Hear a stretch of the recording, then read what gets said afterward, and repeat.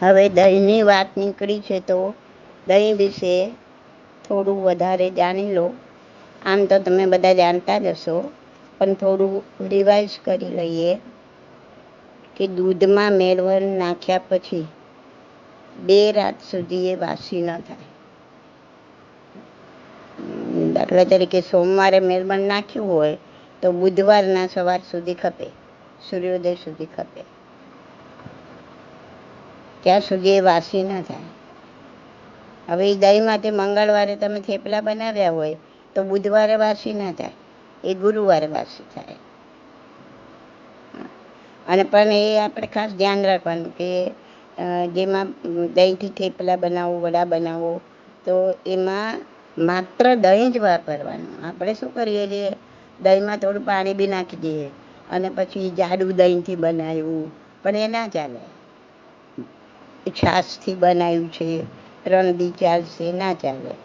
એ 2 રાત સુધી વાસી ના થાય, પણ એ ખાલી દહીંમાંથી બનાવ્યું હોય તો જ. હા, પછી ઘણા દહીંમાં સાકર નાખીને રાત મૂકી રાખીને બીજા દિવસે શું કહેવાય શ્રીખંડ બનાવે તો એ પણ ના ચાલે. દહીંમાં સાકર નાખીને રાત મૂકી રાખો તો પછી એનું શ્રીખંડ બનાવો તો ચાલે નહીં.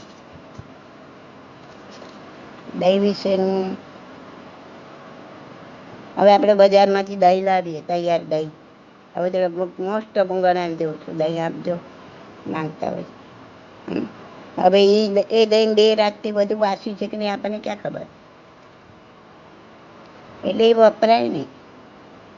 લસ્સી લઈને પીતા હોય છે બજારમાંથી, શ્રીખંડ ખાતા હોય છે, આ બધું 2 રાતથી વાસી છે કે નહીં, રાતના સાકર નાખી દીધેલી છે કે નહીં, એ ક્યાં ખબર પડે આપણને.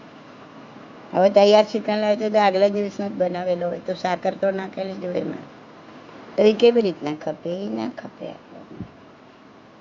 એટલે અમુક વસ્તુ ધ્યાનમાં હોવી જોઈએ આપણને, ખ્યાલ. પછી દહીંને બરાબર ગરમ કરવું જોઈએ, ન ગરમ કરો તો આ દ્વિદળ થઈ જાય. એને કુકરમાં મૂકીને 3 સીટી વગાડી દો તો પછી દહીં ફાટે નહીં. એની છાશ બનાવીને એમાં મીઠું નાખીને ગરમ કરો તો એ ના ફાટે.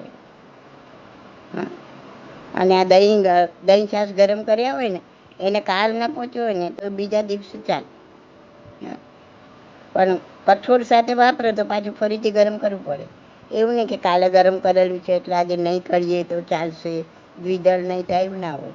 જ્યારે વાપરો ત્યારે એને ગરમ કરીને જ વાપરવાનું, જે દિવસે.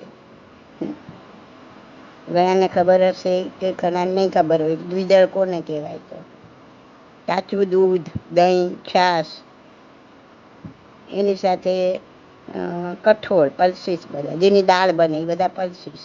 મગ છે, મેથી છે, ચણા છે, મેથીની ભાજી છે, આ બધો આ કાચું દૂધ, કાચી દહીં અને છાશ એની સાથે એનો સંપર્ક થાય ને એમાં 2 ઇન્દ્રિય જેવો ઉત્પન્ન થઈ જાય, ત્રસ જેવો, હાલતા ચાલતા જેવો.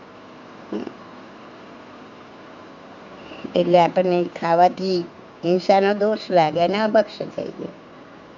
તો એમાં શું શું વસ્તુ બને એ બધું ધ્યાન રાખવાનું. દહીં વડા, બરાબર, રાયતું, કઢી, દહીંવાળા શાક, આપણે ગટ્ટાનું શાક બનાવીએ, બીજું શું ઢોકળિયું શાક બનાવવું, એ બધું બરાબર દહીં ગરમ કરીને પછી જ થાય, એને પહેલાં ન થાય.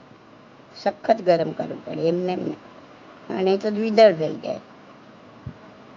ને કઢીમાં તમે લોટનું મિક્સિંગ કરો એની પહેલાં જ છાશ બરાબર ગરમ કરવી જોઈએ.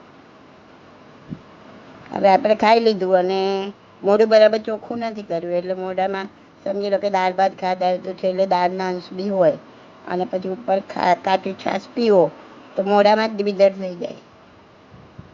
ઇડલી ઢોસા એ બધું આપણે દહીં ગરમ કર્યા વગર પલાળીએ, હા, આથો નાખી દઈએ તો એ દ્વિદળ થઈ જાય.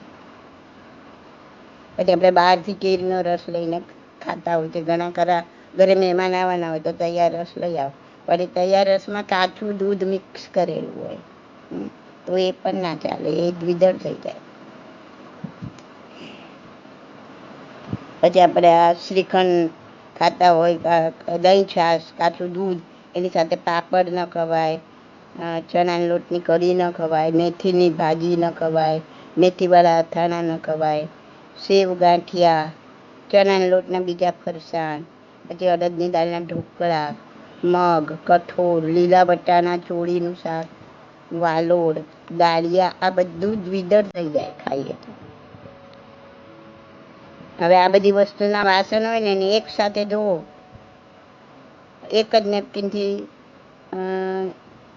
હાથ લૂછો, એ વસ્તુવાળા હાથ હોય તમારે, અને એક જ નેપકિનથી લૂછો, એ બી વસ્તુવાળા નેપકિન એક સાથે ધુઓ, આ બધું જ વિદર થાય. આ તો બહુ સૂક્ષ્મ છે, ખૂબ ધ્યાન રાખવું પડે. એના તમે મેથીને થેપલા બનાવો, મેથીની કઢી બનાવો તો પણ દહીં એકદમ ગરમ કરવું પડે. હવે ઘણા મોહનથાળ બનાવતા હોય છે, તો બહારથી બી મોહનથાળ લાવો, હા, તો કાચા દૂધમાં ધાબો દીધો હોય તો દ્વિદળ થાય. એટલે ધાબો દેવો પડે ને મોહનથાળને, કાચા દૂધમાં દેવો તો દ્વિદળ થઈ જાય. તો આ બધી વસ્તુ બહુ ધ્યાનમાં રાખવા જેવી છે.